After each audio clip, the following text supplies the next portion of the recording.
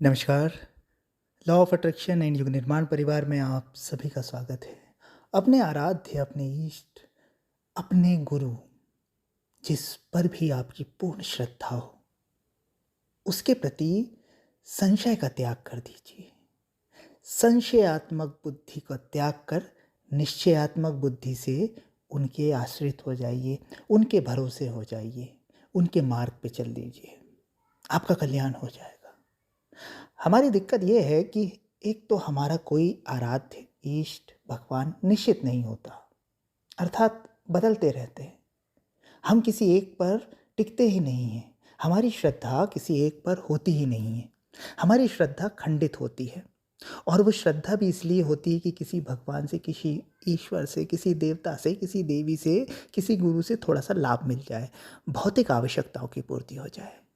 इसलिए हम बस सुनी सुनाई बातों पर, किसी के कह देने पर, किसी को देख लेने पर, किसी पर भी श्रद्धा कर बैठते हैं। पर वो श्रद्धा भीतर से नहीं होती, अंतःकरण की गहराई से नहीं होती। वो बड़ी उथली होती है, ऊपर ऊपर की होती है, तमाशा देख कर हुई होती है। उसमें हमारी कोई अनुभूति नहीं होती, हमारे कोई भाव नहीं होते, इसलिए हमें लाभ नहीं मिलता। भारतीय दर्शन, सनातन दर्शन ये कहता है कि पूजने के लिए अनेक देवी देवता है, अनेक भगवानों की कल्पना की गई है, आकार में, निराकार में, बहुत भगवान है। लेकिन आपका समर्पण एक के प्रति होना चाहिए। आदर तो सभी का हो, सम्मान तो सभी का हो, लेकिन निष्ठा, समर्पण, श्रद्धा, विश्वास एक पर टिकित, एक पर आरोपित हो, फिर ऐसा कुछ भी नहीं है जो आपके लिए मुश्किल हो जाएगा। हनुमान जी राम जी के अनन्य भक्त थे। उनकी पूरी श्रद्धा श्री राम पे थी। श्री राम का उन्होंने काम किया, उनके बताए मार्ग पे चले, उनके आदेशों का पालन किया। और आज हम कह सकते हैं कि श्री राम से भी ज़्यादा मंदिर हनुमान जी के हैं। यानी भक्त भगवान से भी ज़्यादा पूजा जा रहा है। क्या कारण था? क्योंकि हनुमान जी की श्रद्धा डिगती नहीं थी, विभाजित नहीं थी। सभी देवी देवताओं का सम्मान तो था, सभी के प्रति आदर भाव भी था, लेकिन निष्ठा श्री राम के प्रति थी, मन, वचन और कर्म से। तो अपने आप से ये सवाल पूछिएगा कि क्या आप भी ऐसी श्रद्धा को लेकर बैठे हैं? क्या ऐसी श्रद्धा के भाव से आप जी रहे हैं? शायद नहीं। अगर जी रहे होते तो आपका जीवन रूपांतरित हो गया होता। आपको ये सब सुनने की भी आवश्यकता नहीं होती।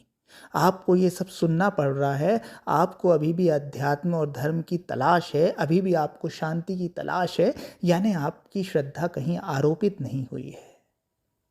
जिस दिन आरोपित हो जाएगी तो उस दिन आपके जीवन में शांति उतर जाएगी, उस दिन आपके जीवन में आनंद उतर जाएगा, सांसारिक और आध्यात्मिक हर आवश्यकता पूरी हो जाएगी। तो क्या करें? पहले तो देखें कि आप में परिवर्तन कौन ला रहा है, किसकी बात आपके अंतःकरण में उतर रही है, किसके प्रति आपके श्रद्धा के भाव आ रहे हैं। बस उनके भरोसे हो जाएं, उनके बताए मार्ग पे चलने लगें और अंतःकरण की गहराई से, भीतर से पूरी तरह से निश्चयात्मक हो जाएं कि यही परमात्मा, यही परम सत्ता, यही गुरु, यही भगवान, यही देवता मेरा कल्याण करेंगे। और अगर ये नहीं कर सकते तो कोई नहीं करेगा। निश्चयात्मक बुद्धि, संशयात्मक नहीं, संशय नहीं कि अरे मैंने तो इनको समर्पण कर दिया था, अब मेरा काम क्यों नहीं हो रहा है, ऐसा क्यों नहीं, वैसा क्यों नहीं। अगर ये डाउट्स है तो समर्पण हुआ ही नहीं। समर्पण का एकमात्र सूत्र है कि आप निश्चयात्मक बुद्धि से युक्त हो जाएंगे कि अब हमने इनके भरोसे छोड़ दिया, अब जो ये करेंगे वो हमारे लिए सही होगा। अब भले ही वो गलत हमारे जीवन में हो जाए, हमारा एक्सीडेंट हो जाए, दुर्घटना हो जाए, हमें बीमारी हो जाए, लेकिन अब हमारा निश्चय खंडित नहीं होगा, अब हम संशय से नहीं भरेंगे। तो ये निश्चित मानिएगा कि आपकी श्रद्धा, आपका विश्वास, आपका समर्पण आपके लिए उस व्यक्ति को, उस परम सत्ता को, उस गुरु को भगवान ही बना देगा, भगवान के जैसा ही आपके लिए लाभकारी बना देगा। तो संशय को छोड़िए और निश्चय भाव से किसी एक के प्रति समर्पित हो जाइए, आश्रित हो जाइए, आपका कल्याण हो जाएगा। धन्यवाद।